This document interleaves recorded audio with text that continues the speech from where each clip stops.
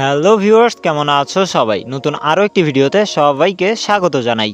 এর আগের ভিডিওতে আমি অসাধারণ একটি মুভির রিভিউ দিয়েছিলাম, আর আজকের এই ভিডিওতে কথা বলবো একটি গান নিয়ে। আজকের ভিডিওতে যে গানটি নিয়ে কথা বলবো সেই গানটির নাম হচ্ছে স্পাইসি। কিন্তু গানটির কথা বলার আগে গানের শিল্পী সম্পর্কে একটু জানা যাক।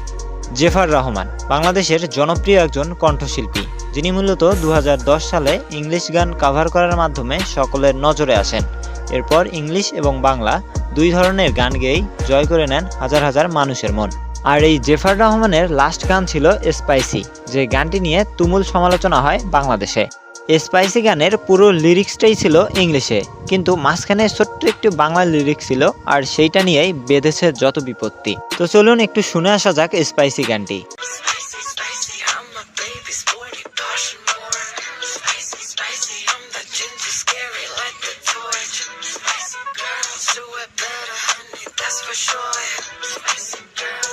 তো শুনতেই পারলেন যে গানটির বেশিরভাগ অংশই ছিল ইংলিশে, আর লিরিক্সগুলো সহ কম্পোজিশনও ছিল বেশ ভালো, অর্থাৎ গানটি কিন্তু বেশ ভালোই ছিল। আর বাংলা লিরিক্স যেটুকু নিয়ে সমালোচনা হচ্ছে, চলুন এবার সেইটুকু শোনা যাক।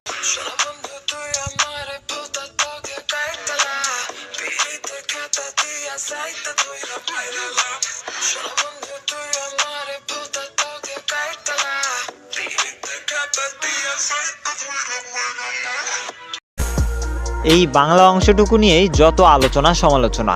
বাংলা এই অংশটুকুতে বলা হয়েছে, সোনা বন্ধু তুই আমারে ভোতা দা দিয়া কাইতালা, পীড়িতের খেতা দিয়া যাইতে ধরে মাইরালা। অর্থাৎ যে দায়ে ধার কম সে দা দিয়ে কাটতে বলছে, আর পীড়িতের খেতা দিয়ে মেরে ফেলতে বলছে। আর আপনাদেরকে জানিয়ে দিই, এই গানের লিরিক্সটুকু কিন্তু নেওয়া হয়েছে 90 শতকের একটি বাংলা গান থেকে। আর বাংলা গানগুলো যে কেমন, সবগুলো নয়, কিন্তু বাংলা এমন কিছু গান আছে যেগুলো আসলে মুখে আনার মতোই না। সো ভিউয়ার্স, কেমন লাগলো আজকের এই ভিডিও? আর এমনই অসাধারণ কিছু ভিডিও পেতে অবশ্যই আমাদের চ্যানেলটিকে সাবস্ক্রাইব করে রাখতে পারেন। এছাড়াও আমাদের কমিউনিটি পোস্টে গিয়ে আপনার মতামত জানিয়ে দিতে পারেন। এছাড়াও কমেন্ট করে জানিয়ে দিতে পারেন আপনাদের মতামত। তাহলে কিন্তু আপনাদের মতামতের উপর ভিত্তি করে পরবর্তী ভিডিও বানানো হবে।